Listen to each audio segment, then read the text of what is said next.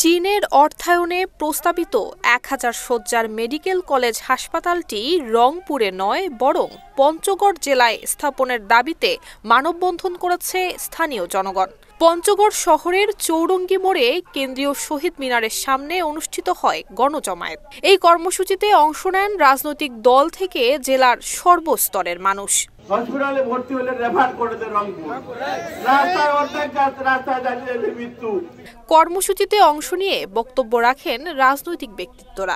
বক্তারা বলেন, উত্তরের জেলা পঞ্চগড় বরাবরই বৈষম্যের শিকার, অথচ জেলাটি দেশের সংসদীয় আসনে 1 নম্বরে। এখানে কোনো মেডিকেল কলেজ নেই ভালো মানের হাসপাতাল। বক্তারা বলেন, পার্শ্ববর্তী জেলা দিনাজপুর, রংপুর এবং নীলফামারীতে মেডিকেল কলেজ রয়েছে। পঞ্চগড় থেকে এসব জেলার যাতায়াত দূরত্ব এবং সময় বেশি হওয়ায় অনেক রোগী চিকিৎসার অভাবে প্রাণ হারান। একটি মানসম্মত চিকিৎসা কেন্দ্র এখানে স্থাপন হলে শুধুমাত্র পঞ্চগড় নয়, আশপাশের অঞ্চল এমনকি প্রতিবেশী দেশ নেপাল, ভুটান এবং চীনের শিক্ষার্থীরাও উপকৃত হবে।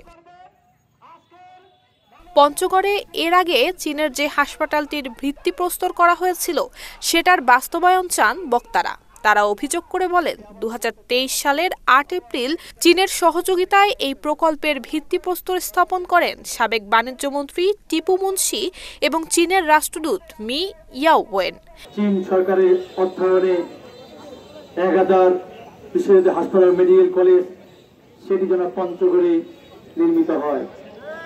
প্রিয় পঞ্চগড়বাসী সাংবাদিক ভাইরা, পয়লা বৈশাখ সামাজিক যোগাযোগের মাধ্যমে আমরা জানতে পারি এই মেডিকেল কলেজটি নাকি পঞ্চগড় নাহে অন্য একটি জেলা হওয়ার জন্য সেখানে তৎপরতা চলছে।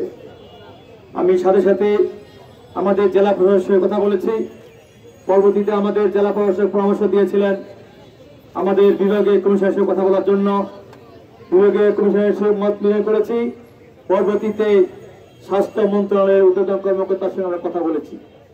সেক্ষেত্রে আজকে তারা খোলা যুক্তি দিয়ে আমাদের দীর্ঘদিনে কাঙ্ক্ষিত যে মেডিকেল কলেজটি সেটি পঞ্চগড়ে না করে অন্য জায়গার করার যে ষড়যন্ত্র হচ্ছে, আজকে পঞ্চগড়বাসীকে আমি ধন্যবাদ জানাবো, কৃতজ্ঞতা জানাবো। আমরা যদি এইভাবে ঐক্য থাকতে পারি এবং সবার আগে পঞ্চগড়ের ক্ষেত্রে আমাদের দলগতভাবে মতপার্থক্য থাকতে পারে, আদর্শগত মতপার্থক্য থাকতে পারে, কিন্তু পঞ্চগড়ের বৃহত্তর স্বার্থে আমরা শুধু রাজনৈতিক দল নয়, ছাত্র জনতা সাংবাদিকরা আমরা ঐক্যবদ্ধ একমত পোষণ করি।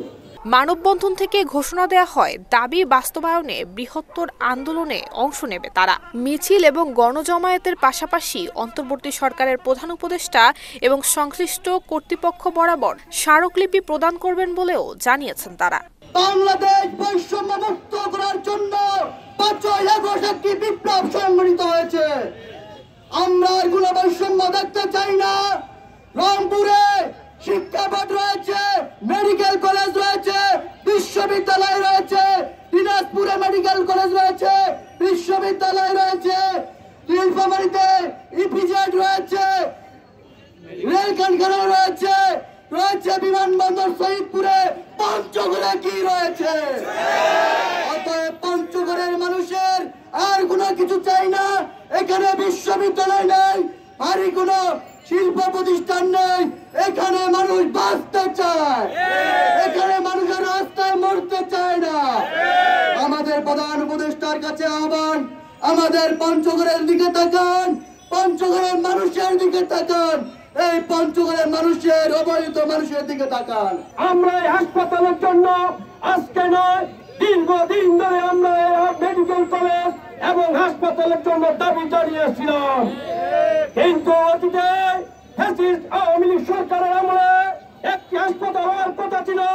এটি কিভাবে চক্রান্ত বন্ধ হয়ে গেল এটি আমরা জানতে পারলাম না। এখন আমরা বৈষম্যহীন বাংলাদেশ করেছি। এই পঞ্চগড়ের মানুষের বৈষম্য থাকতে চায় না।